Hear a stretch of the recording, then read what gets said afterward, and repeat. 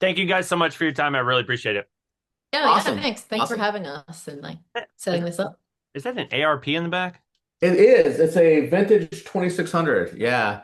Okay. So I got a cool story about this if we want to Go start ahead. with that. Yeah, go ahead. Go for it. Yeah. So I've had the Korg reissue for about 5 years now. Mhm. And a buddy of mine, his uncle passed away, and he had a whole studio full of synthesizers. And um, I had decided to buy some other synthesizers and had hinted about wanting this one. Yeah. Well, when we went to go do the transaction, he showed up with it. And I've been spending the last couple months restoring it. The outer Tolex and all was kind of banged up. It works with the exception of one speaker, which is like something I can swap out. Um, so yeah, no, it's kind of a labor of love. It's kind of my favorite synth right now. So Yeah. I understand that. Those things are beautiful, man.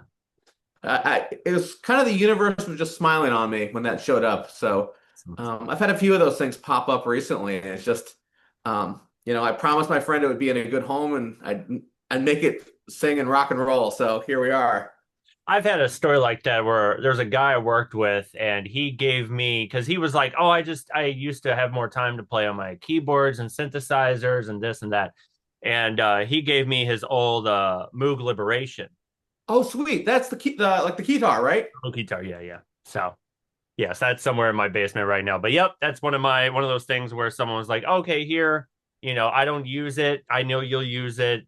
Go ahead and use it until, if I need it back, I'll take it, this, that, and the other." So Years back, I saw one of those up for auction. mhm. James Brown, his estate had put up some of his stuff for sale, and I'm kicking myself because imagine the mojo of a synth that was owned by James Brown. That would be freaking amazing, right? Just to have that, you're just like, hold on Or- to it. Yeah, just the funk that comes out of that thing, right? All right, let me go ahead and do introductions and we'll get started. Thank you guys so much for taking the time to be on my podcast. I got Robert and Elizabeth of Snowbeasts. Thank you guys for your time. I appreciate it. Of Yeah, course, of thanks. course. Yeah, thanks for having us. Um, is there anything you want to promote? Your new album, Dire Days, came out on Friday. Go ahead and talk about that if you like. Oh yeah, absolutely. We were working on that album in the wintertime from January to March. We usually like to let the album sit for a few months before we release them. That way we can get the art put in a good place and put together a video.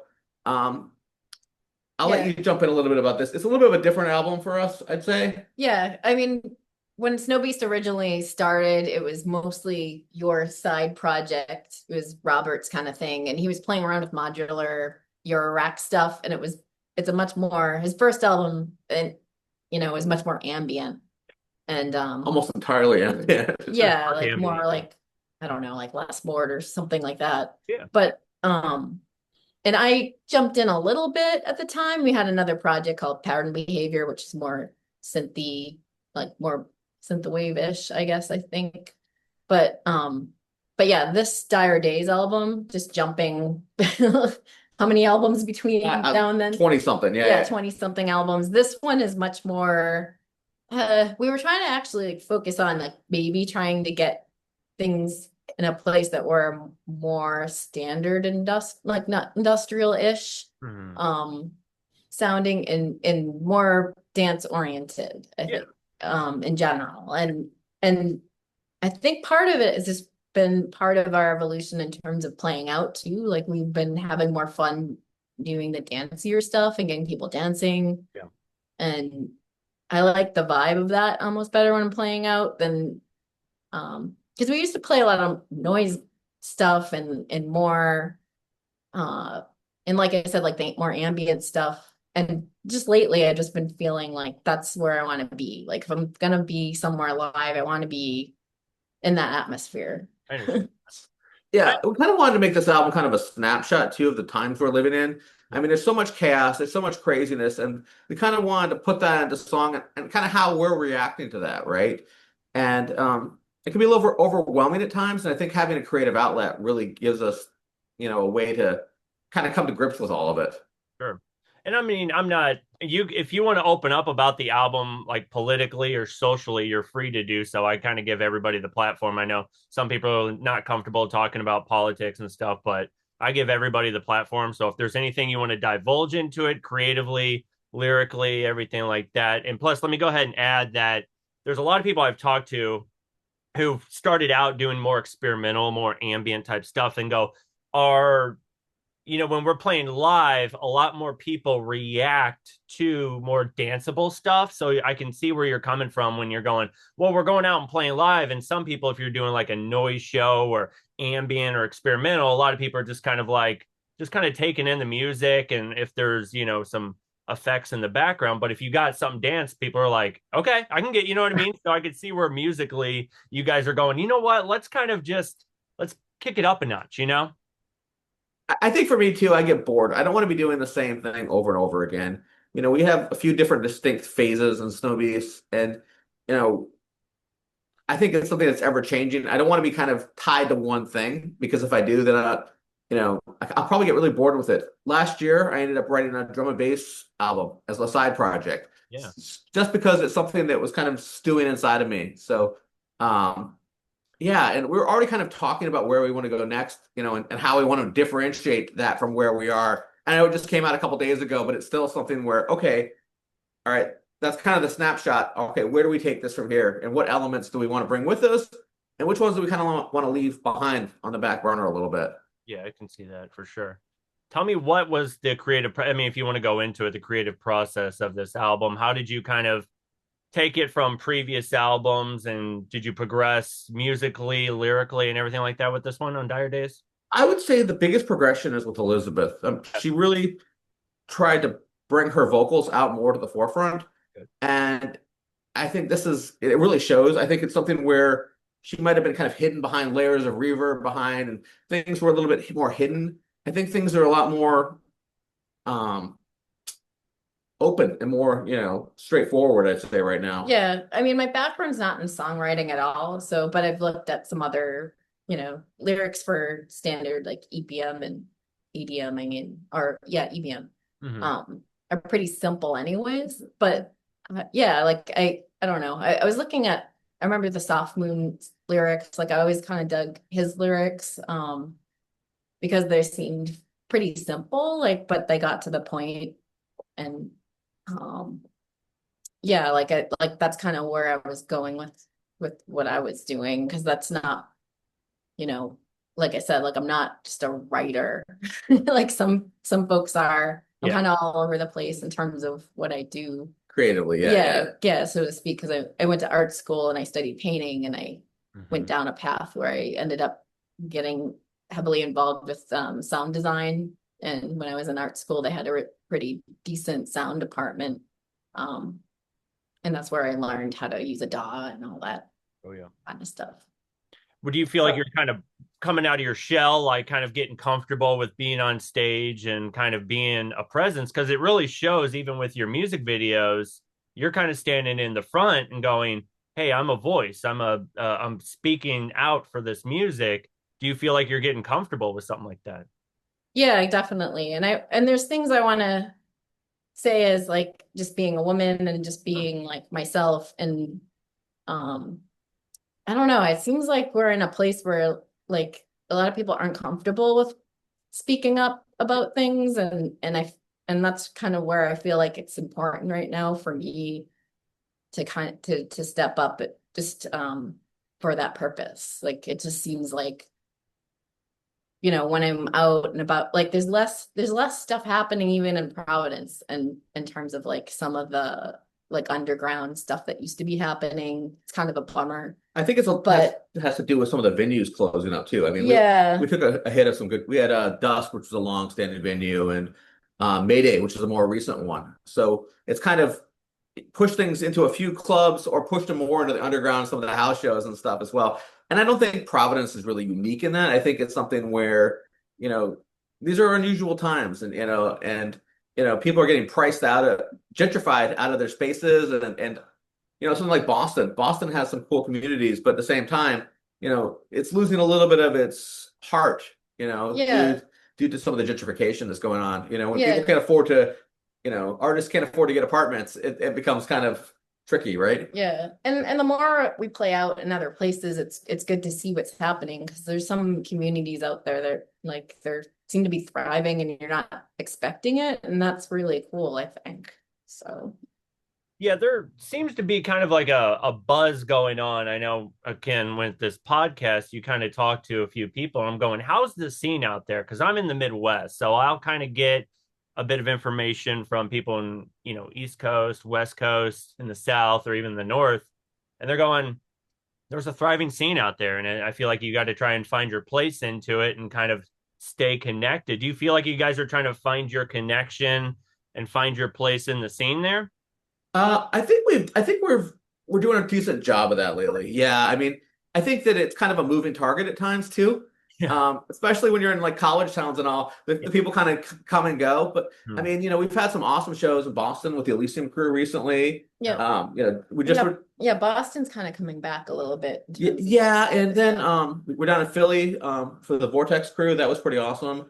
yep, And then just New York, we just did a small thing at Bridge and Tunnel on Friday night. So we're still kind of playing catch up from that, from Yeah. lack of sleep. But no, that was awesome. Had some great people, got to play some great bands. So it was also a good chance to play the new material out too. So no, it was a really good time. That's exciting. Tell me about being with Remission Entertainment. What connected you to want to stick and keep putting albums out through Remission? So I think I should probably go back to how we ended up on Remission. Mhm. During the pandemic, we ended up doing a couple of albums with Mark Spivey from Dead Voices on Air. And he pitched the albums to Remission. Mhm. And they did pretty good. They treated us well, and they've got a really solid roster, some great other acts on there. They've also recently got some acts that I was listening to when I started getting into, industrial music like Metallo and the Fixers, seeing them come back on Remission. To me, that's fantastic. So we did those albums with Mark Spivey, who's an amazing artist and someone I look up to quite a bit. And then after we did those, Remission reached out to us and said, "Hey, would you be interested in doing an album for us?" And based on the experience, we said, "Yeah, absolutely, absolutely." And they've been great for us so far. And I like dealing with the other artists. Actually, another one of the artists, Warm Gadget, we have a split EP, not a split, but a collaborative EP coming out later this year sometime on Remission. Going to sort out the details on that. Yeah. And it actually goes in some interesting places. They're more guitar heavy, and mixing that with what we do, it's kind of a unique hybrid. So yeah, it's East meets West Coast. yeah, Very much Like, like sounds like that to me. I know. It's amazing. No, it's incredible stuff. And I'm so glad to see you guys still taking part with Remission. They're an incredible label. I encourage everybody, again, check out Snowbeasts' new album, Dire Days, and everything that's on Remission Entertainment. Incredible, incredible lineup. Let's go ahead and give everybody a bit of a backstory on you guys. You can do, one and then the other, whoever's comfortable about, and then just kind of give them like what your building blocks were growing up, what got you into music, what got you into the arts, what got you into synthesizers, and stuff like that. And then kind of just build your way into how you got into Snowbeast. So you guys pick whoever. I'll go first. I was doing music back in the late 90s. I was on a few projects then. One was Logic with Matt Crowfoot of Informatic, and the other one was Codec. And Codec was more like IDM and drum and bass type stuff. How I got into synthesizers was I'm trying to pinpoint it back. I think it really came down to my dad had gotten me a keyboard overlay for my Commodore 64. And I was able to get some amazing sounds out of that. And, I didn't realize it at the time, but what was inside the Commodore 64 was the SID chip. And the SID chip was a great little synthesizer. And that got me into just playing around more with my Amiga with sound. And then I ended up getting a Sonic EPS sampler, fooled around with that in college. And then it just kind of snowballed from there. And I was really getting deep into it in the early 90s, collecting synths and, getting into that. And it was a fantastic time because all of it was so damn cheap. Yeah. You could go into a store and find an SH-101 for $125. Oh, I know. I went to a pawn shop and found an 808 for $300, that type of stuff.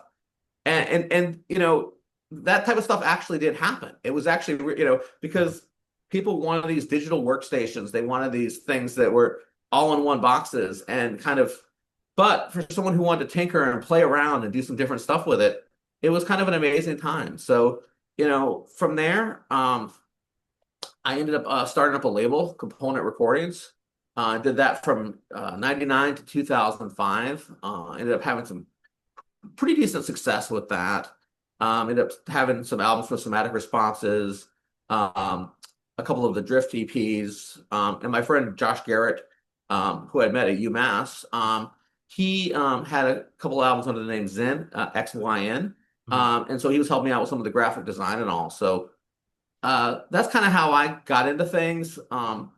And I took a long break between probably 2006 Mhm. and around 2012, Okay. where I really didn't do much of anything. And then I started to get, the vibe to get back into music again. Sure. And, Beth and I were doing another project called Pattern Behavior. Mhm. And then that just kind of morphed into Snowbeasts. It wasn't, I don't think it was really a conscious decision. It was just more that we ended up getting shows as Snowbeasts, and we ended up, going to the studio, and tracks felt more like Snowbeasts than they did Pattern Behavior. At least that's kind of how I see it. Yeah. I mean, the other thing, I think with Snowbeast at the time, it kind of fit a little bit with what else was happening in Providence in the scene at the time, which was like, it's like I said, like it's a little bit more noise oriented and more like metal, but like sledge metal kind of, at the time it felt like.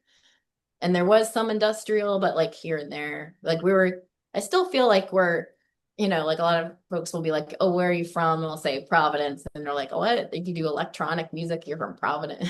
Like it's not it's not known for that for Right. sure. No, I get that. Yeah. Yeah. Because I'm in a small town like in Missouri, like in the middle of nowhere. Like I'm 45 minutes away from St. Louis. So doing electronic music like out here, kind of like with synthesizers and beats and IDM and EDM and stuff like that. People are like, "Oh, you're a DJ," and I go, "No, no, no, no. I just No, no, no, no, no, no, you no. know what I mean? Oh Like yeah, yeah. they don't get it." And I go, "No, no, no. I do electronic. Like I'm the guy up on stage, knob twiddling and stuff. You know what I mean?" So they don't get Yeah, it. yeah. I get it. So you're mixing records, right? Yeah, no, Right. no, That's no, you no, know. no. So no, I get it. But yeah, go ahead and continue. Yeah, so like I can go back and start from my origin story again. Yeah, go ahead. Let me go back there. Yeah, I don't musically I didn't start getting interested, well, full force interested in music until later. And like I mean, I think I always kind of veered more towards visual arts Okay. growing up mostly. I danced a lot, Oh, and then cool. I don't know, went to art school in college. Mhm. And like I said, I kind of went back there again, but yeah, I ended up studying sound design and Yeah. video multimedia stuff later on. Some performance art. And you tinkered. You built stuff too. Oh yeah, yeah, because we had classes that were, basic electronic classes, and we'd build like little speakers and piezo mics and things like that. So I did some installation art, That's um, and things like that. But I never really took that anywhere later because I was like, I need a job, and like when I got up, yeah. So so I went into the workforce and had it have still have a career, another career, yeah, sure. and this is something that I think I felt like I slowly started getting back there, over time. Because I would just tinker by myself for, in my early 20s, I was like still tinkering by myself. No, I know. Yeah, And yeah, I was like joining maker spaces and hacker spaces back then. I was like more involved with um like movements happening yeah, with maker spaces and things like that. yeah. And then I started getting back into music. I ended up taking this awesome class actually, learning about beagle boards and how to make your own instruments like out in Amsterdam. I found this class. It was like only like $300 because other countries spend money on artists. Yeah.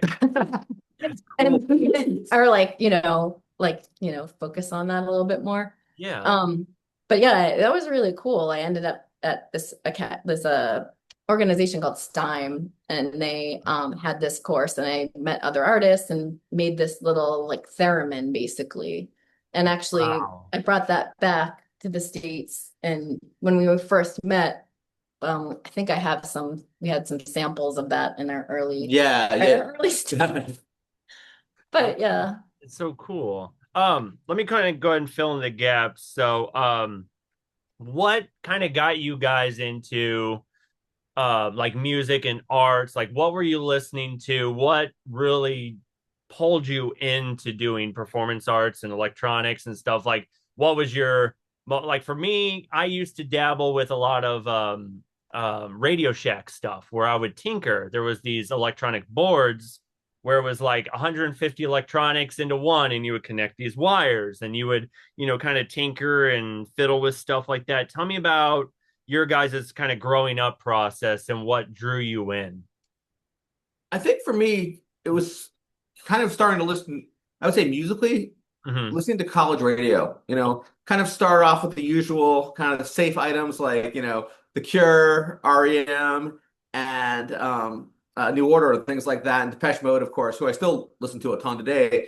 But then, staying on those same stations and then hearing Frontline Assembly and hearing Front 242 and D Wartzow and things like that and saying, and Skinny Puppy. And I'm like, oh, this is for me. This is a little bit different. This stands out. This is, I was probably 16 years old at the time. And then, driving up to the good record stores and trying to track that stuff down. Luckily, they had a good cutout bin where, I could pick up some of the wax track stuff for like $4, Oh, and no, it was amazing, and like, and then getting to Beat Manifesto and all that. So, it started off, despite kind of tinkering around, playing around a little bit, but also, um, as a listener, right? Finding things that resonated with me and then going down that path. And then, finding an issue of Keyboard Magazine where I think it was their cyberpunk issue. And they oh, yeah. interviewed, have you ever read that, seen that one? It's Oh, pretty yeah. fantastic. Mm-hmm. Yeah. And, interviewing, a Skinny Puppy. And I'm like, this is fantastic. I want to try and start getting some of this stuff. And, oh, and with MIDI, okay, my chops aren't so hot. I'm going to try and do this myself and find these tools to kind of chase this and do these things. So that's kind of what kickstarted me and kind of gave me some of that drive. Yeah, that's cool. That's good stuff. And it's just at that time, it really was like thriving where, there's so many great industrial bands and electronic groups that were just that kind of kept popping up. You know what I mean? So it was like a really great time to kind of catch on to that music. And it felt fresh at the time, Oh, absolutely. Especially at the late 80s, Mhm. when I first started listening and, and then early 90s starting to make some of the music. Yeah. Um, it really, I think, was a kind of a golden age to pick up on some of that stuff. It took me a while to get used to the tools and learn the tools. Sure. And I think that's something I want to tell other people too is don't rush it. Take the time, learn your tools, and don't expect you're going to have something in 3 months, right? Take the find those few pieces of gear, learn them inside and out, and kind of just do that deep dive and and find your own sound. I think that for me that was kind of a thing where I had to take the time to find my own sound, and what made sense to me. Yeah, you don't want to feel like you're copying off people. You know what I mean? Because it's really hard as a musician when you're kind of working on something and you're going, well, that sounds too much like that. But I don't want to be like, oh, you sound like Alec Empire, or you sounded like, Skinny Puppy or Ogre, and it's just like, you're like driving yourself crazy, going, can I just let me find my own sound? And once you finally find that, you're like, okay, I got it. You know what I mean? Yeah, we just saw Nine Inch Nails in Boston about 2 weeks ago. Ooh. And when he was playing a copy of a copy, I was kind of thinking about that concept where everyone kind of copies somebody else and they aren't getting that identity of their own. I Yeah, think, especially with the algorithms and Spotify and everything like that. If like that's like some artist aim to like get the most listens and listens yeah, views. yeah. Yeah, and I think when you start putting metrics on things, it becomes very unhealthy. Right. It Sorry if I kind of went off topic there, No, you're but fine. No, please, always, it's fine. We just kind of go on and it's just a hang. But no, I get that because it's a weird time that we're in where we're having a lot more musical freedom in a way where we can go, there's not a third man coming in and going doing all the work. So you're doing all the work. You're going, I'm putting my music on Spotify, I'm putting on Bandcamp and stuff. But then they think, oh, since you're this, you're this. They're boxing you in. And you're going, no, no, no, I'm bigger than that.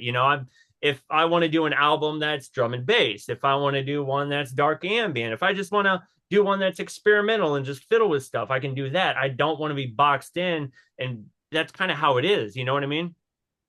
Yeah, yeah. I mean, I think that the current way of doing things has its pluses, but it also has some minuses too, right? Okay. You know, it's kind of with streaming and all that, you kind of have this endless buffet, right? And but with that endless buffet, I think people aren't really hunting as hard or trying to find things that resonate with them as much, and as opposed to doing some of the crate diving or some of the mixtapes with friends, it doesn't feel quite as special. It feels like, it's all at once, kind of like you're sitting there flipping through Netflix, right? And it doesn't but that being said, you have access to everything all at once. So it does come with its pros and its cons, right? It can be overwhelming. I think that's what you're saying is having so much variety out there is like, oh shit, where the hell do I start from here? You know what I mean?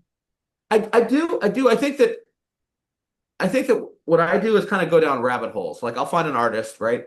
I'll use the example of say like Phase Fatale, and then I'll start saying, okay, people who listen to Phase Fatale also listen to Silent Servant, and then go, okay, and then they listen to Ancient Methods, and then okay, I want to go a little deeper than that. What's the next thing beyond that? Okay, there's Headless Horseman, and there's this, that type of thing. Yeah, I used to find more like music when I was younger too, like just going out to clubs or just going like, like you have things curated for you because if you went to like a certain event or I mean, I started out going to raves and then I was like, oh, I'm kind of a graver, but then I didn't know what goth was yet. Like, I don't, or like I didn't go to a goth club, I was too young.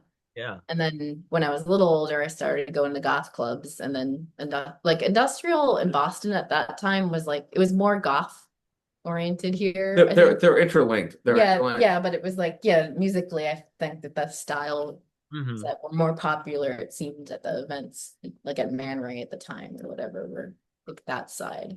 Like as opposed to the Midwest, which I always felt more industrial. But Right. yeah. But anyways, I'm just like, but yeah, that's how I kind of got into the music was Yeah. just Talk going about more. your kind of backstory where, because you were talking about you really loved the visual arts, you loved dancing and everything like that. Tell me what was your awakening moment, your defining moment going, oh my God, that's my path. I want to go this direction. Yeah, actually, I was thinking about when I went when I saw Nine Inch Nails. I originally saw Nine Inch Nails back, was it in 1997?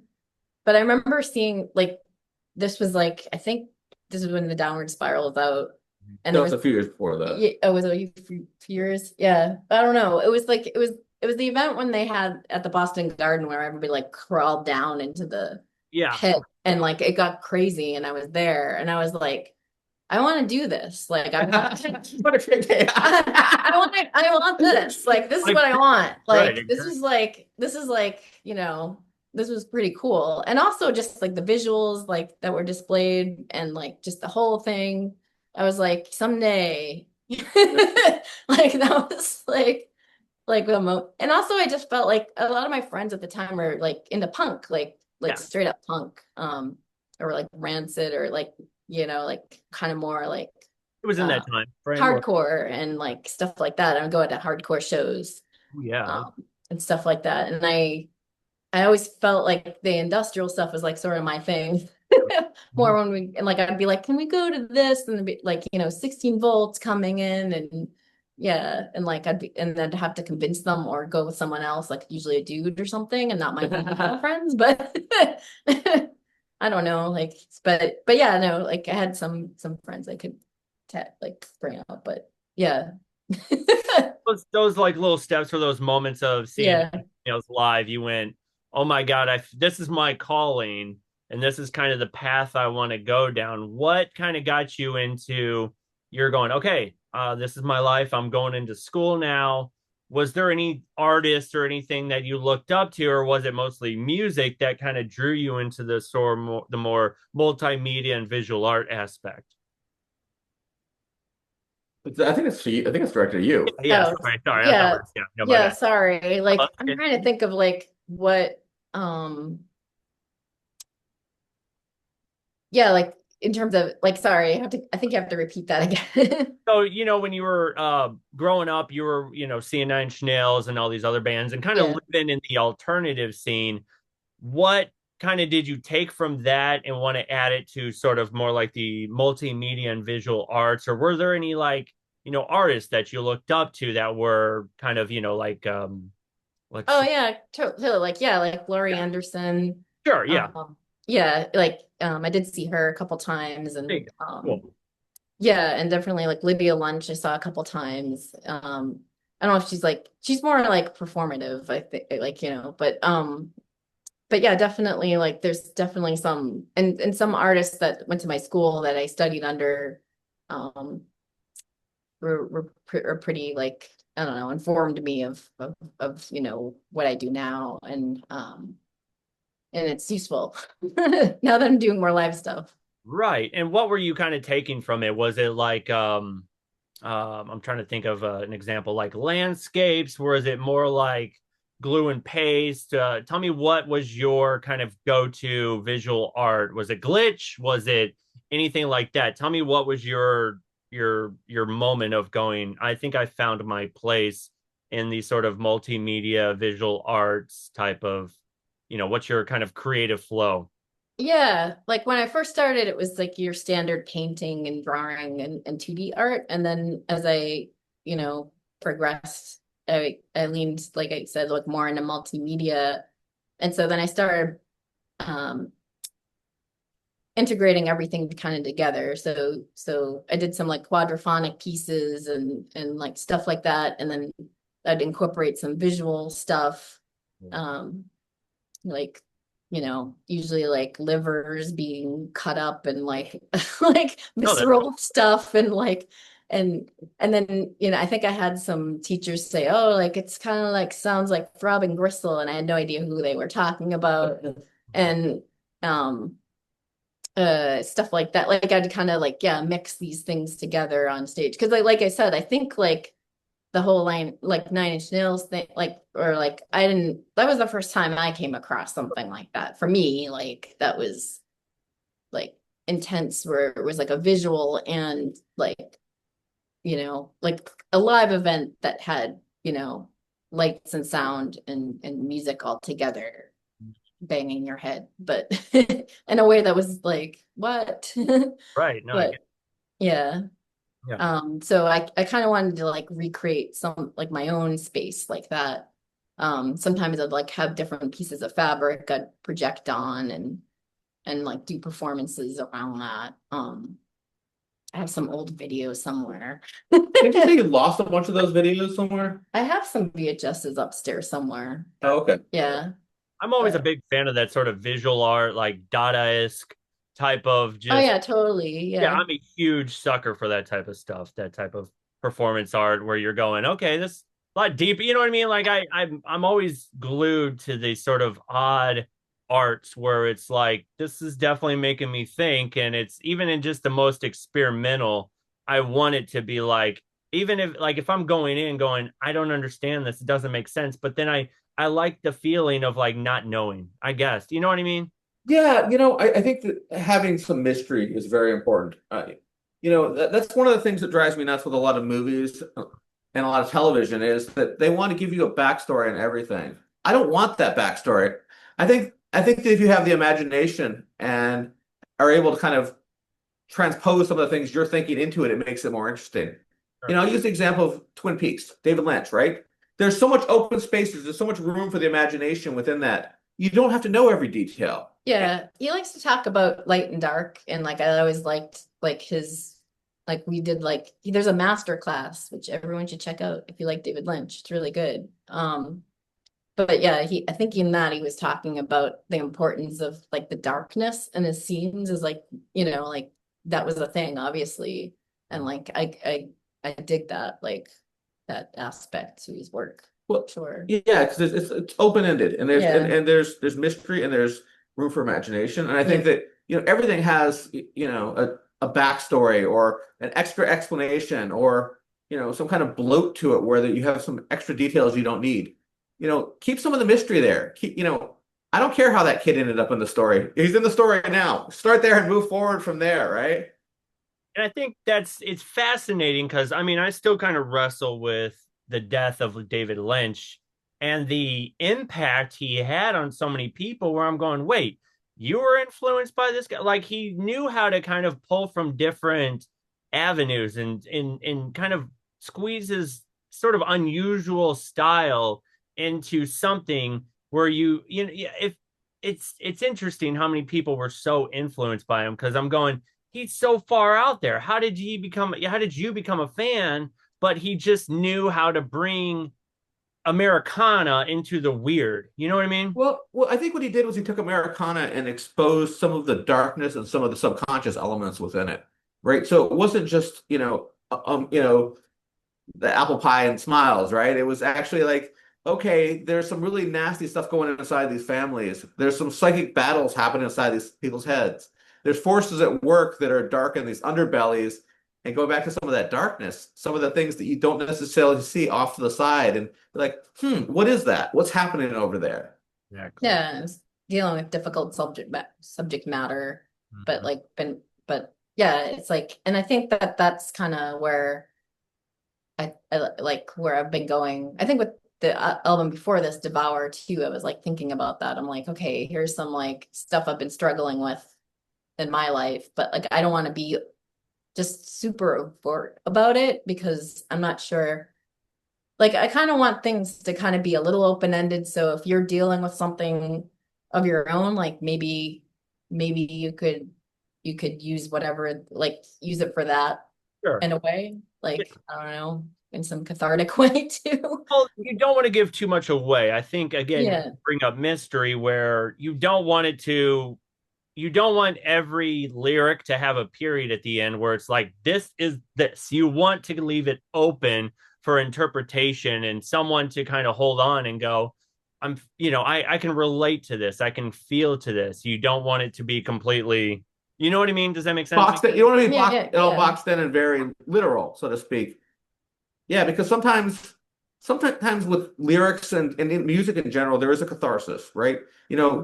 I typically work with the sound aspect, but for me, that's a catharsis. It's a way to get some emotions, some tensions, anxieties out, and it's a way to kind of pull myself out of my own head so that if I'm pumping out a track, and I tend to work pretty fast, it's not something where I labor over things for weeks or months. I try to get the ideas down fast and think in terms of concepts of better, not perfect, because perfection kind of takes the edge off of things. I kind of see it like being a perfectionist, like sandpaper, right? You're gonna rub off those interesting, neat things that make music interesting, right? And sometimes a couple warts in the music I think are okay. But even I mean, you as Snow Beast, we'll kind of go back into like the beginning of Snow Beast and how it's progressed and everything like that.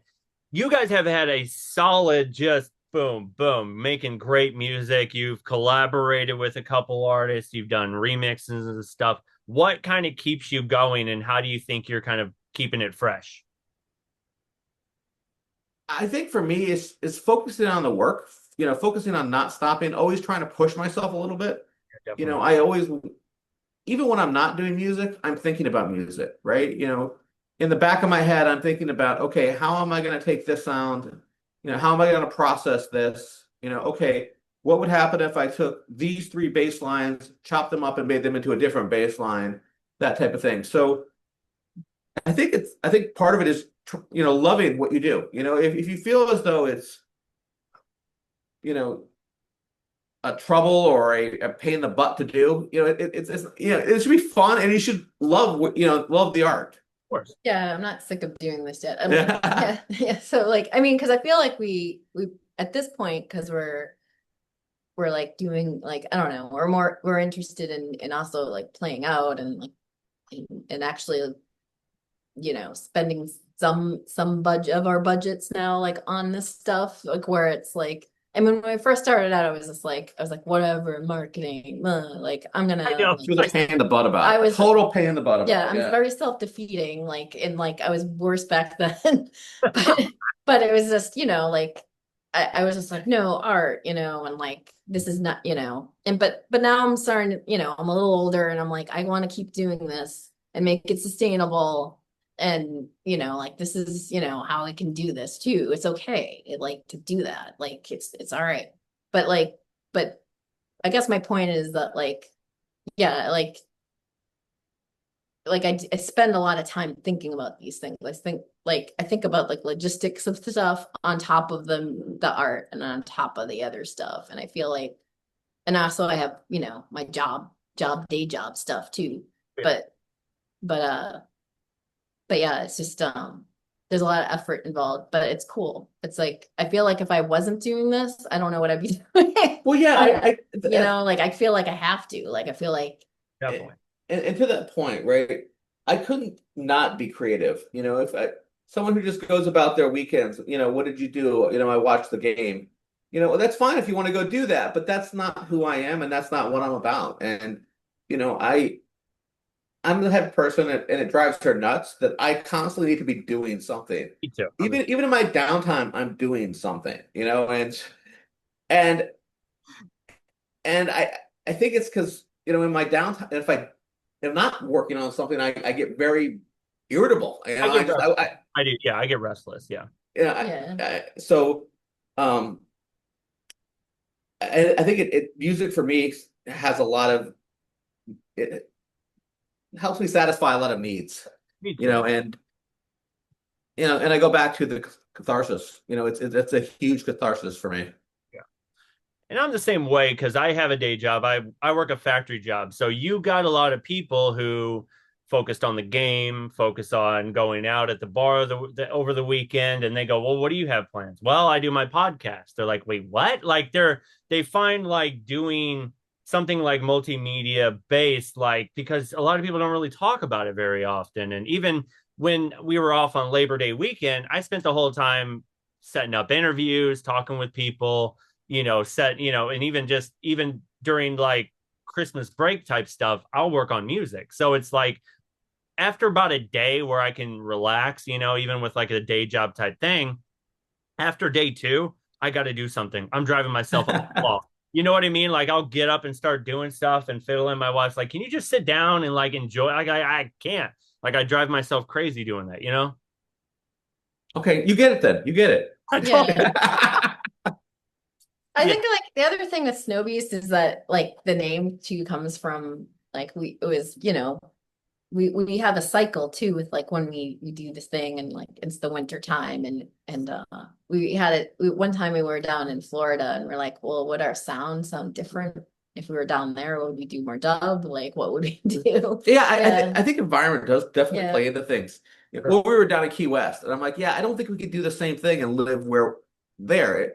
There's not the same tension. There's not the same grit, as living in a small city. It's like I think I would be doing something, but I don't think I'd be doing the same thing I'm doing right now. Yeah. I'm definitely more like in the studio in the winter time. Like um yeah, like I usually just like in the summertime we play out more and then Mhm. I mean that's probably pretty normal though.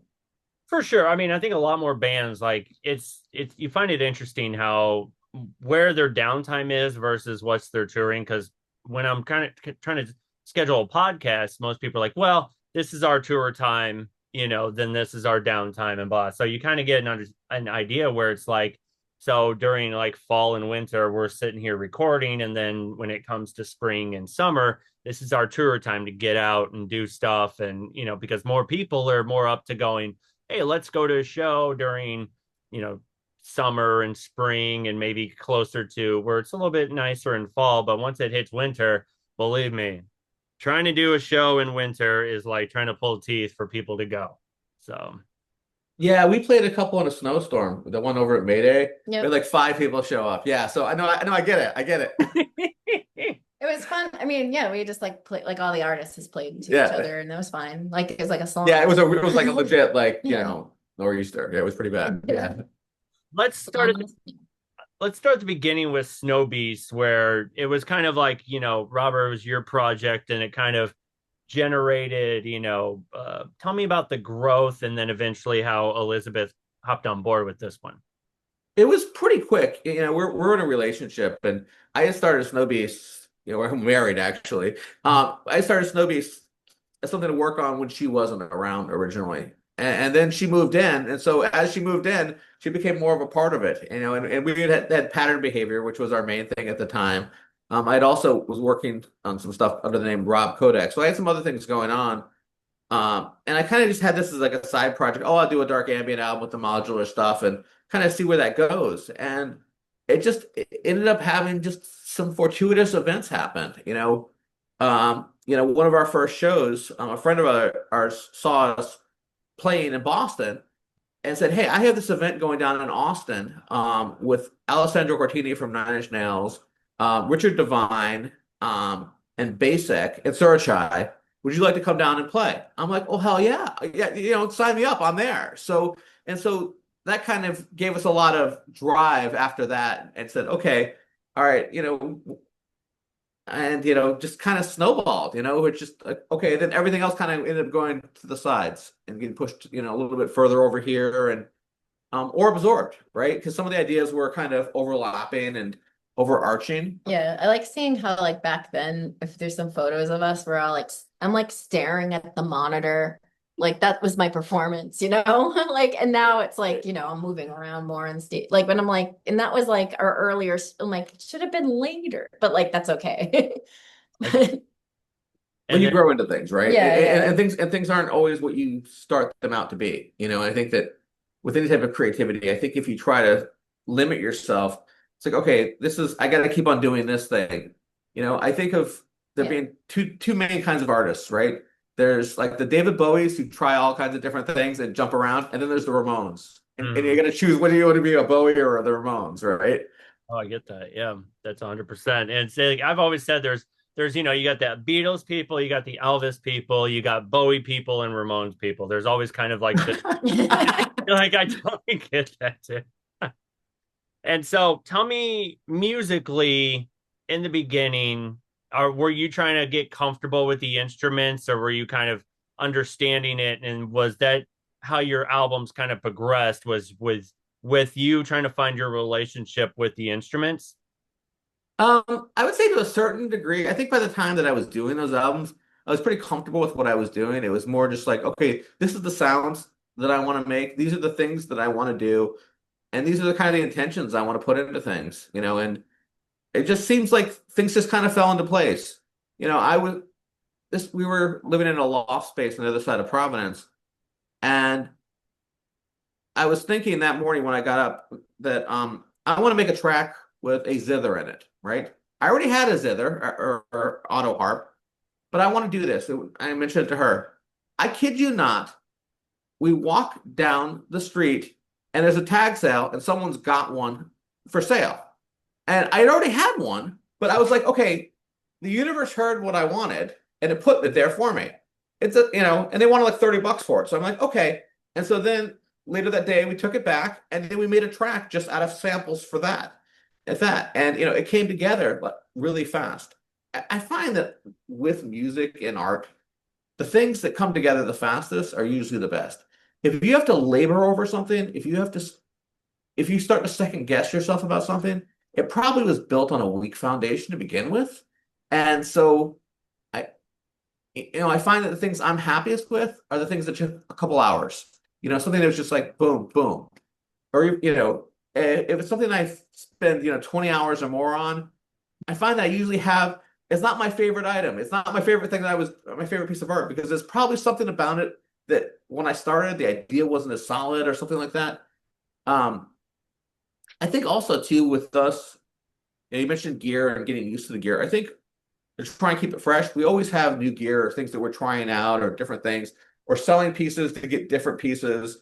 Um, just to keep things kind of fresh and so there's always something a little bit different and things sound a little bit I'm a gear hound too. I mean, so there's definitely a collection of synths in the studio that we're in right now. So um, I think it's kind of limited by the amount of space we have here at this point.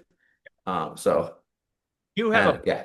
you have a primary instrument where you go do you start with like a beat? Do you start with a melody, just a sound idea? What's your usual influence and It format when you varies a little bit, but typically it starts with a beat. I'm typically starting either with a drum machine or some samples, just trying to build out a groove or the modular, trying to build out the start with the low end first. I Mhm. find if I can get that locked in solid, get that all solid bass line and some solid sub bass going on, it's a lot easier to build that foundation, build the foundation and build from there too, and kind of start from the ground and move upwards. And I find that typically pretty successful. Usually, I'll kind of get some of the sketches out, then Beth will come in and flesh them out. She'll start adding some additional synth sounds or the pipe. That's an instrument she uses quite a bit. Soma makes it. Have you seen those or not? It's like a MIDI saxophone type of thing. Very unique. They're great for live too. And then do the vocals and stuff at close to the end. So kind of start low and then work our way up in the frequency range. smart. And then what was your guys's kind of start with your digital audio workshop? And did you change after a while, or do you have like a primary that's your favorite? So for me, I started off with Sonar many moons ago. After my break, I ended up buying a copy of Ableton and just kind of stuck with it ever since. I don't profess that Ableton's the best or, any better than anything else. What I always tell people is find what makes sense to you. They all have free demos and 30-day trials. What works for me is not going to work for you and vice versa. Everyone has to find their own workflow. Some people can make music with a tracker. My head doesn't work that way. If it works for you, go ahead and do that. I don't think that way. If you want to code things and max for live, go ahead. But I prefer things that are more tactile. It's all about, I think, what syncs up for you and what makes sense for you, as opposed to saying I don't think there is a best DAW or anything like that. Yeah, I think the first couple times we played out, I was using Max for live too, just for video, like some busy stuff. But yeah, like originally I knew I started out using Pro Tools and then Max for live or Max MSP. Um and then yeah, like and then I think and then when I met you, I started learning more Ableton and now I'm pretty good with Ableton. Like I'm a, I wrote on my own album too using Ableton. oh, what album is that? You have a solo type of album? Yeah, it's off of our friend Derek's label. It's Chthonic Streams is the label. And yeah, it's called Inner World and it's very minimal, kind of Ambience. ambient, yeah, kind of like I have vocals on there too, but it's yeah, it's on there. Yeah, I let people know about other projects instead of, I mean, believe me, I'm one to be going from one project to another. I just want people to know that you got other stuff going on out there. And I really encourage everybody, check out Snowbeasts, check out all your other side projects, some of the albums you guys have teamed up with other artists. Is it I'm probably gonna screw this name up. Is it Solipus? Solipsis. Yeah, Yeah. I love working with him. James is fantastic to work with. He had sent some music to Component under a different project, and then I put out a number of his albums as Solipsis. But he's one of those people that I have a really good synergy working with, and we'll start. I'll make up, say, half a dozen 8-bar loops and send it to him.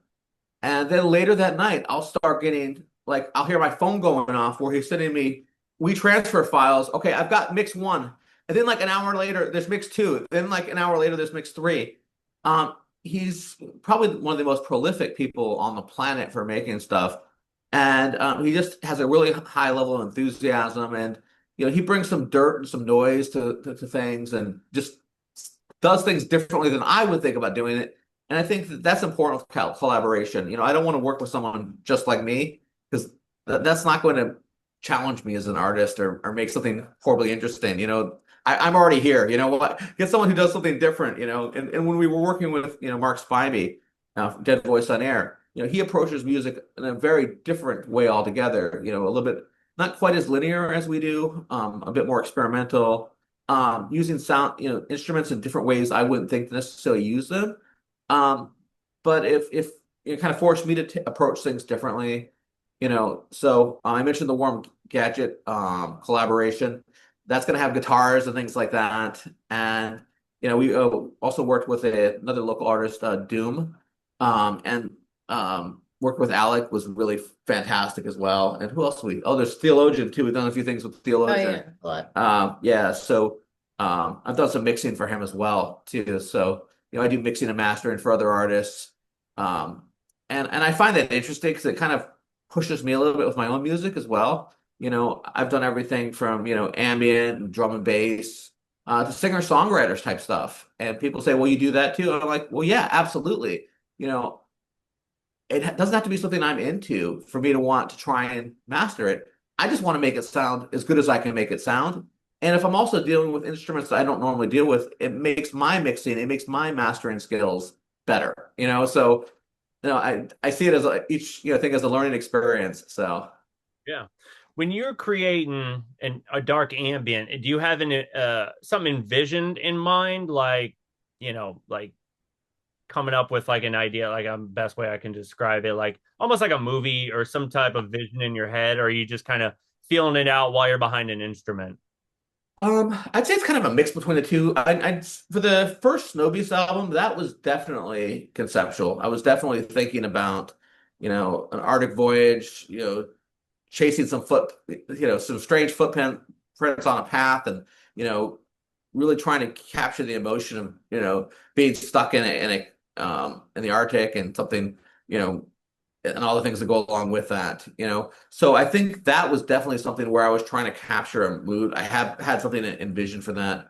Um, I would say less so on more recent ones, but I typically think more sonically lately in terms of a sound or an emotion I'm trying to capture.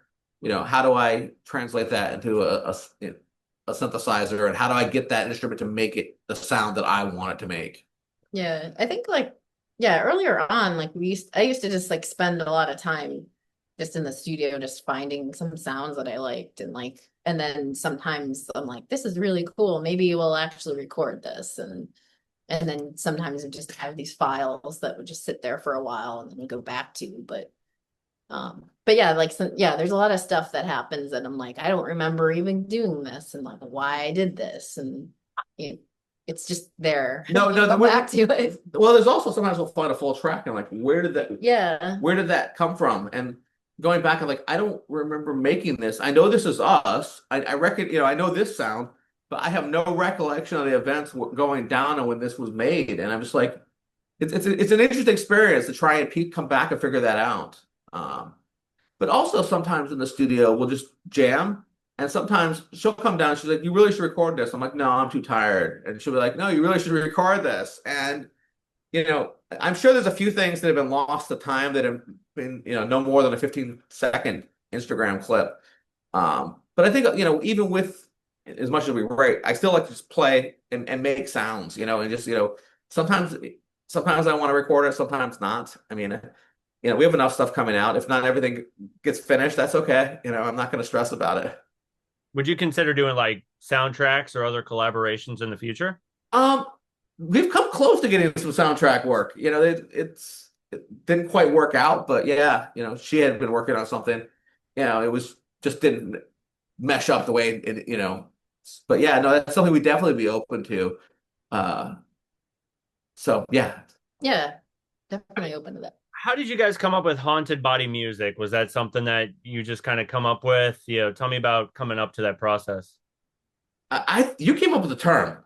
Yeah, I mean, I think at the time I was trying to come up with something a different name for what we're doing and like I said we're heading more towards dance music and I felt like the body was like something that was important to the music, but also just I've been watching a lot of stuff on spiritualism and then like that sort of thing where like it's like, are you invoking something? Like what's happening when you're on stage? Like it feels like this event's happening or like something like you're taking over.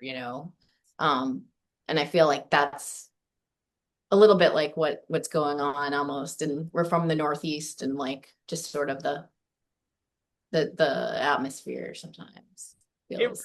It's an odd space where a lot of people don't understand that Providence, Rhode Island it's got a unique history. Do you think you're kind of channeling that while you're working on music? Yeah, definitely. Like there's like the whole Lovecraft thing and like the whole, but I think it feels like there's a vibe here, like energy wise, or it's like I can kind of see where it feels like we've worked on, sometimes I'll be working on something and I'm like, where's the sound coming from? Like I have no idea. And it sounds like it could be like some like from some other world, like some other like space and time. Some delay lines that And are smacking yeah, up against yeah, the and I'm like, reverb with a yeah, and it's with like crazy. And I'm like, the Kraken's released, and like, and like, it's just crazy that like, it's just like, yeah. So I feel like, I guess that's the energy thing. Like, it's just like, I don't know, like certain places have something. Like, I'm not, you know, I mean,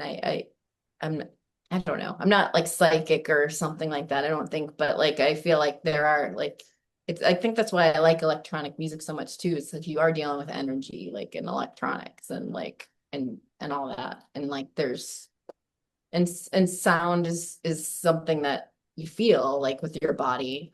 Um yeah. I think also just a way to kind of put a handle on things because I don't think what we're doing is traditional industrial, and I don't think it necessarily fits with EBM or it doesn't fit in the lines super easy. So I think it's a way to kind of brand ourselves a little bit. And I've seen other things happen and movements happen with just someone coming up with a term. Think of like witch house, for instance, right? It was just like a made up term someone used to describe their music, and you know, I think that sometimes it's just a matter of rebranding and putting a tag on something. Right. So Yeah, I can see that. Yeah, I mean, definitely, because I mean, we're kind of at an age where we're trying to find our own place, and again, witch house, vaporwave, synthwave, whatever, retro wave, stuff like C-punk. yeah, sea punk, yeah, that like what, like, but you kind of go in, you kind of dive in and try to find where you are in this crazy sea of music. So coming up with haunted body music was like that's it. Like it clicked. You know what I mean? Is that how it felt like it was? Yeah, I think it was. I think there was a couple other not as good terms we came up with as first, and we're like, okay, this one's way better. Let's not use some of those.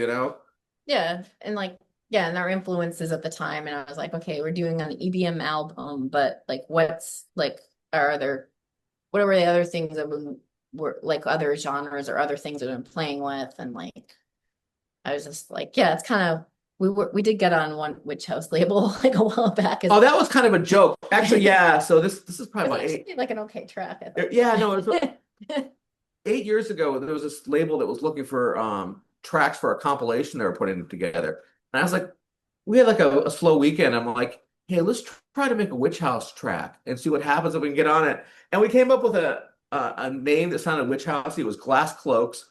And apparently they had 120 submissions and we made the cut. And I'm just like, it was just something we just kind of did to see if we could pull it off as a joke. And so yeah, there's just one track as Glass Cloaks out there, and that was it ever.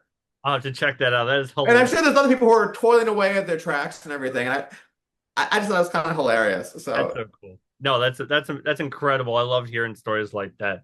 How do you approach layering such different textures into a cohesive track? I think to think of it as visually, I think of it in like stratifications. Like, think of like a cake or a burrito, right? You got to think of like, okay, this is where I'm at sonically right here, okay? And okay, is this mid-range bass going to interfere with my vocal? Or do we need to push this up higher? Or okay, where does this pad fit in? And what's going to cancel out something else and what's going to create some mud? I think that just in terms of giving everything its right space, and making sure that everything has a place and it fits well. I don't really have a ton of conflicts like that. I think because we're pretty good about mixing and finding where things belong. Yeah. Um, and we'll still pull in some sound sources from other places like the waterphone. We also built a daxophone too. In our track Yeah. Devour, are you familiar with the daxophone at all? Yes. Okay. We actually ended up building one, and because the soundtrack for the movie Smile, Yeah. the first Smile movie, was done mostly with a daxophone, and I was blown away with it because it just had some such cool, unique textures. And I started looking online, and it was about $1,250 to buy one.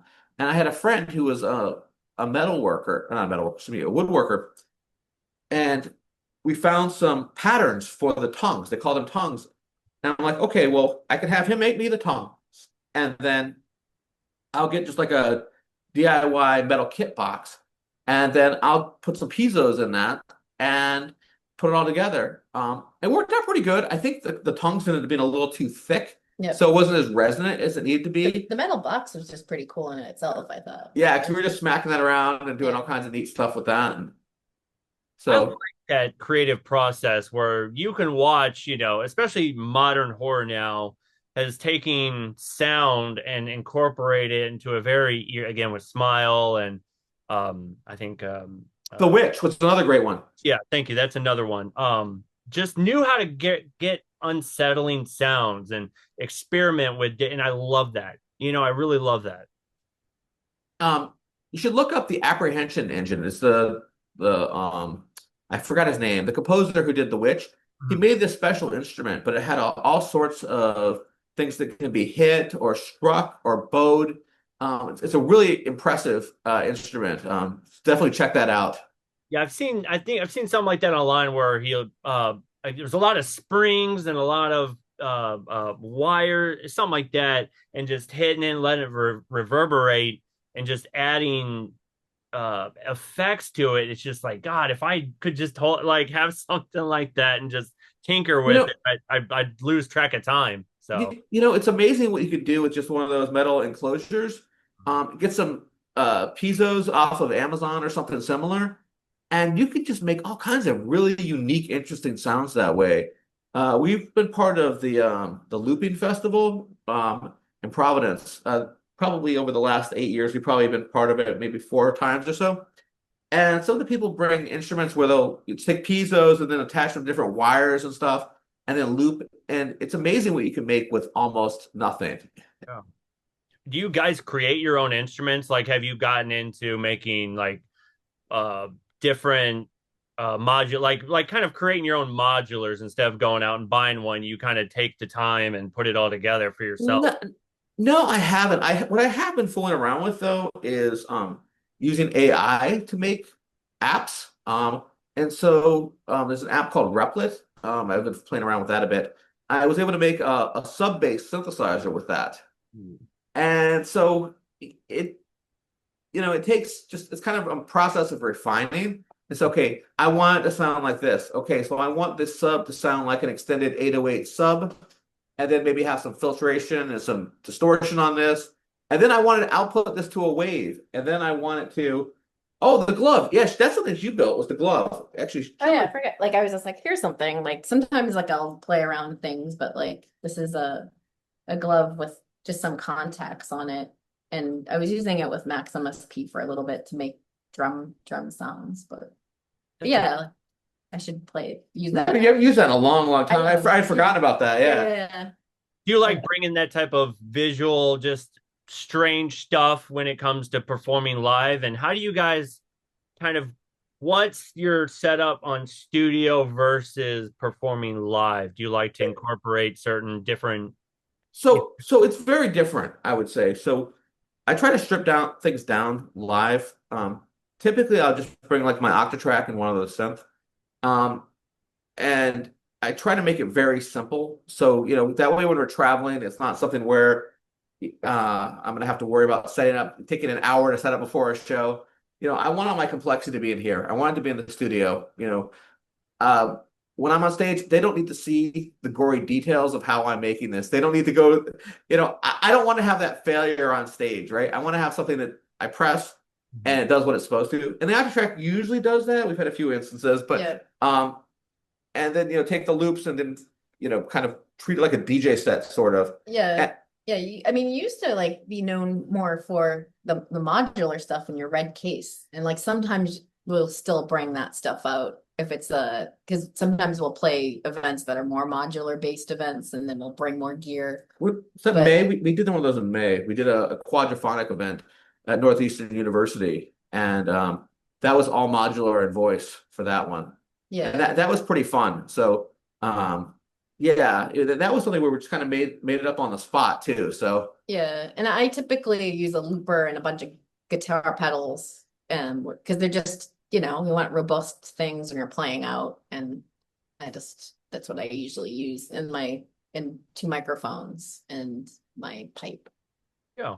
Do you guys have any great, live playing live stories or anything that was like, oh, this went horribly wrong? Anything that's good or anything that's really bad? Any stories like that? yeah, I've got one of each. Well, I've had we've had some really good shows lately.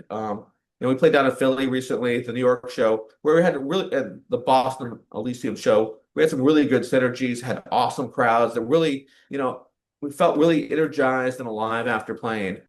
I'd say one of our earlier sets, we were playing a festival and we did our sound check, everything sounded fine.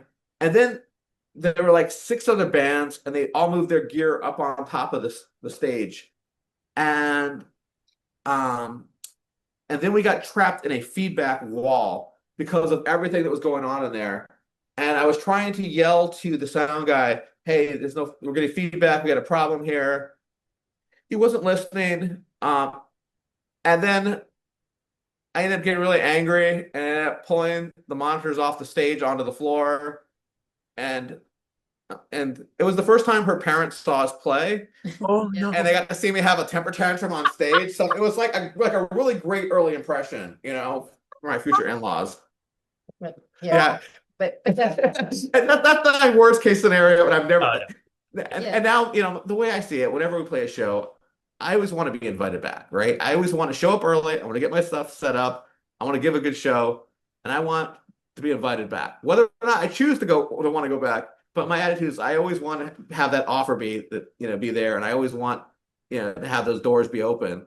You know, I did have that one early temper tantrum, but other than that, it's been really good. Do you have anything, Elizabeth? Anything that stands out for you? yeah, no, I remember that show, but yeah, as a result of that, I was like, oh, I'll change up my microphones, and now I do more checks if I can, and yeah, but yeah, like we had a great show in Detroit too. Well, Detroit was an awesome one Yeah, too. Detroit was. that was really fun. Um, yeah, I think that like early on, like I said, like when I first moved to Providence, like there were like a lot of like different little small shows would play. And it was interesting to see like where some of the artists have ended up like getting kind of big like at the time. So that was kind of cool to see. Um yeah, and then Yeah, like Lingua Ignata was one yeah, example. yeah. I ended up doing visuals for her once. But Yeah. yeah, yeah, I ended up just learning a lot over time playing these little shows, and it's cool to get out there and play some other shows now too. Like the one in Philly was cool, and I don't know. I want to play more. Get out there. Do you like doing more like behind the scenes type stuff, or are you more like you're finding your place at, you know, together as a group up on stage? Like, are you trying to find your place where you're going, okay, I'm comfortably, you know, finding my voice on stage, finding my lyrics, and like, tell me about that process, because I know there's a lot of people out there that, I've talked to a lot of artists where they like hiding behind a wall of effects to go, I don't want anybody to see what I'm trying to say up on stage. Are you feel like you're kind of trying to pick away at these bricks, these metaphorical bricks, and try to find your place musically? I think we feel comfortable with that now. I think it didn't come immediately, but I would say, to her credit, she goes out in the audience. She's out, not always up on stage. Brings either the horn or the mics out there, kind of goes right in the middle of it. I think that, um, early on, there's the normal nervousness and what have you, but I feel like we're on our stride right now. I don't have that same degree of nervousness. I think for me, the bigger challenges are more just the logistic side of things. Like, okay, I'm going to New York. Where am I going to put my car for those 2 hours between the show and when when we drop our stuff off at the hotel? And that's the stuff that stresses me out. It's not the stage stuff as much. Everything. It's we know what we're going to do. We Yeah, and it's like there's been times where like a couple times where the octatrack died out and like I just improvise and I'm like, okay, I'm just gonna like do some loops and like like let's see where this goes. Make do Like, with yeah, what you you no, know, got. like and like you kind of roll with it. and I think that's because we started off doing a lot more improv. We came from a lot more improvisational using the modular and looper and all that. Yeah. So if things do go awry, we can flip it really, really quick. It's not something where it's okay, this is catastrophic, it's all over now. It's like, no, okay, we can rebuild this. It's okay, it's not the end of the world, and um I think a lot of bands, they're like, okay, my backing tracks are gone, I'm dead. Well, I don't want to be that person, right? I want to say, okay, there's some other things we can do around this. We can build something completely different. And, with the improv stuff with the looper and the voice, she can build something up that can go on for 5 or 6 minutes or half hour if need be. Not that we're going to do that, but and a lot of times at the end of our shows, what we'll do is we'll end in noise and an ambient piece, kind of a way just to kind of, okay, soothe it off into the end. And so it kind of goes back to some of the improv stuff we were doing previously. Right. And do you feel like you're trying to find like a I'm trying to find the word like be comfortable in that sort of silence or that negative space in your music, with certain textures? Are you trying to find that sort of comfort where, if it goes quiet or there's a moment, you're not like, oh, let's fill the air, let's kind of take in these moments of, silence or dead space. Yeah, Well, yeah, they were just talking about that a little bit and like what we're gonna work on next too. Like, is this like, yeah, it's important to kind of think about like the space, obviously, like that you're not using. Yeah, yeah. yeah, yeah, and like be comfortable there and like have the audience be comfortable there Well, too. but the other thing too is that we consciously really don't build a lot of breaks into our music. We don't stop. So everything is continuously mixed. Okay, cool. So, one of the things that I kind of despise is awkward stage banter. So, because I of this person will remain nameless, a friend who would get up and just ramble and ramble and ramble, and I'm like, bro, stop, stop, you're embarrassing yourself, Not a stop. comedian. What? You're not a comedian. No, no, exactly. And so it's basically like, you know, we start, we do our thing, and we have our ebbs and flows, we have our quiet moments, we have our loud moments, and kind of take people on a journey. Then at the end we're like, hey, we're Snowbeasts, we got merch in the back. And that's about the extent that's about the extent of what we're gonna say. If you want to come talk to us, I'll chat with you. It's not that we're trying to be standoffish, but I'm there to perform. I'm there to make some music. I don't like the banter, so Yeah, that No, doesn't annoy me as much as you, but I just see some flagrantly horrible examples of yeah, this. yeah. So I see that because it's hard being an artist, being a musician, and you're up on stage and you're trying to battle it out with your own nervousness versus your time with the machine or the instrument up on stage.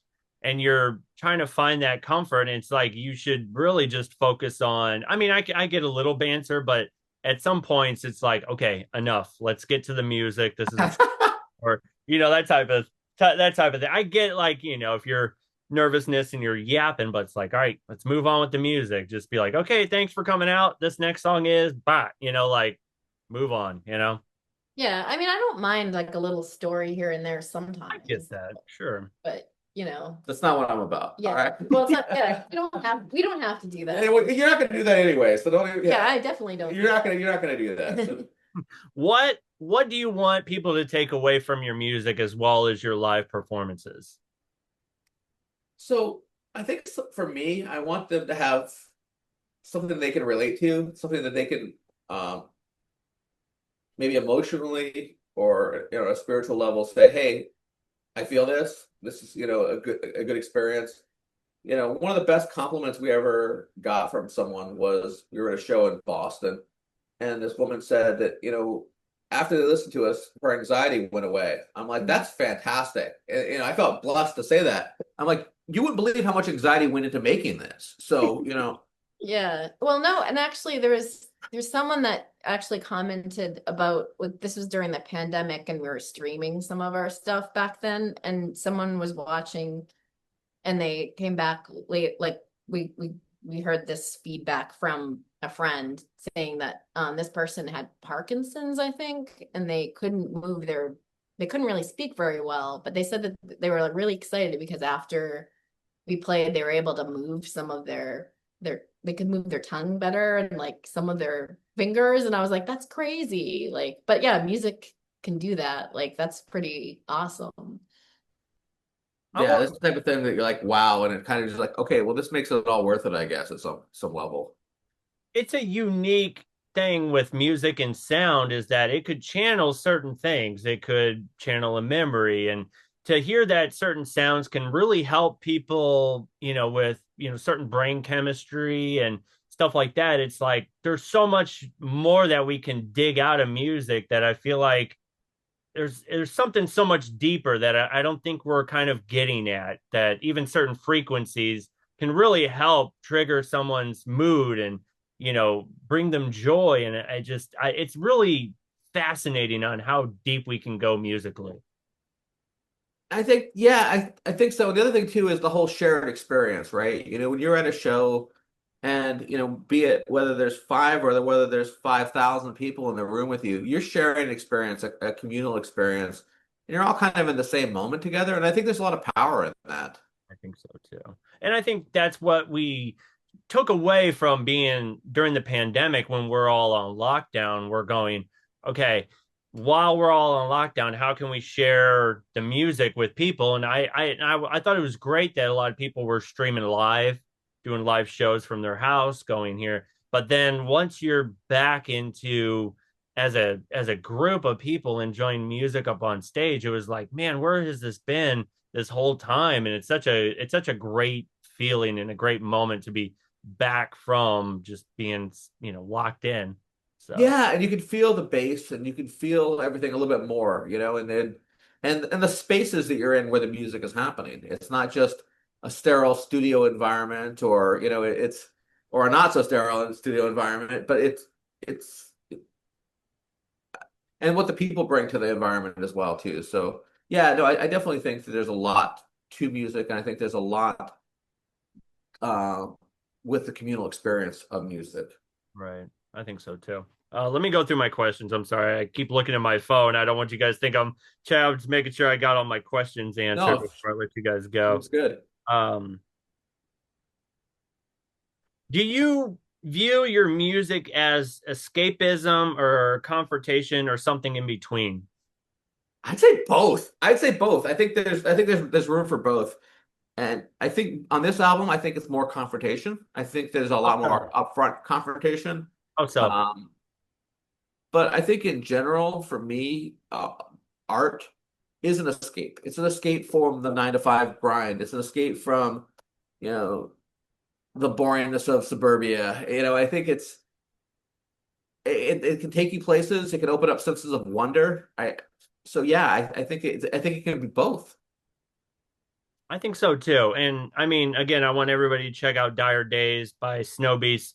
Um, you said confrontational. What do you want people to take away from this album specifically when they listen to it? You can find it on streaming, you can find it on Bandcamp. I always encourage people go to Bandcamp, buy the albums, download the albums. All that money goes to the artists. I know I'm not trying to, try to subside, streaming services, but I always push everybody check out No, Bandcamp. Bandcamp is fantastic, and My Bandcamp favorite. is one of the fairest models out there, if not the fairest model. Um, you know, a lot of my music is on Bandcamp. Almost everything is on, well, everything is on Bandcamp.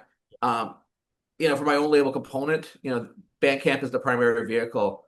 But going back to, the confrontation, I think it's that we're all in this together. It's that you can push back, you can say no, Um, we put together a compilation with a good friend of ours, Kind Nigaman, um, to benefit Ukraine a few years back, and he was able to get Wolfgang Fleur, who used to be in Kraftwerk, to submit a track, which I was blown away with. That was one of those things that happen.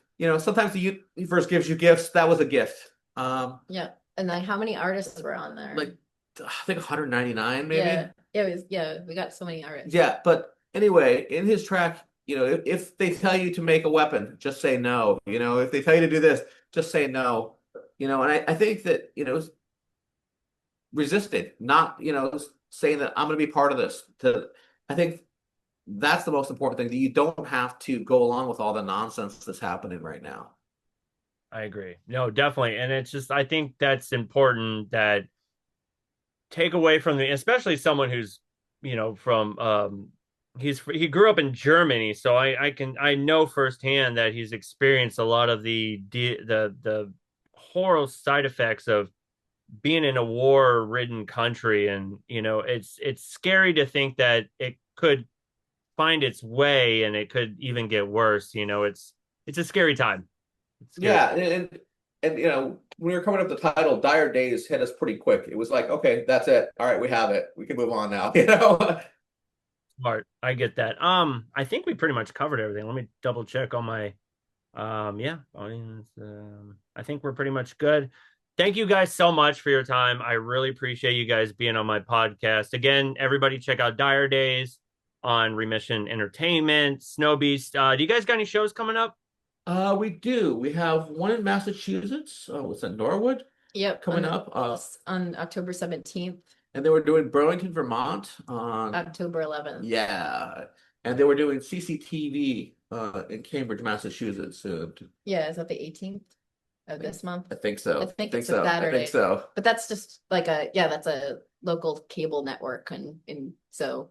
But the cool thing is it'll all be online. We did it once before. It was a really good experience. They had multiple cameras on us, and it's up online the first time, and they did a great job recording the audio, and we ended up putting that out online on Bandcamp as well. So we're probably gonna try and capture it this time around as well too. So that answered my question, because I love the CCTV performance that you guys did. And I was just about to ask if you guys were going to do it again. No, yeah, we are, and Cool. A good friend of ours, Dave Dodson, is one of the people behind that. We recorded with him as the name Monitor. This goes back probably about 8-10 years ago. And he holds what he calls salon parties at his loft space. And so he'll have like 8 bands play, and it's awesome. And it's kind of artists performing for artists. We did one of those recently, and it was really cool. That's so cool. Well, thank you guys so much. I really appreciate your time. Thank you. It's been great chatting with you. Yep. Thanks, guys. Have a good one. Thanks.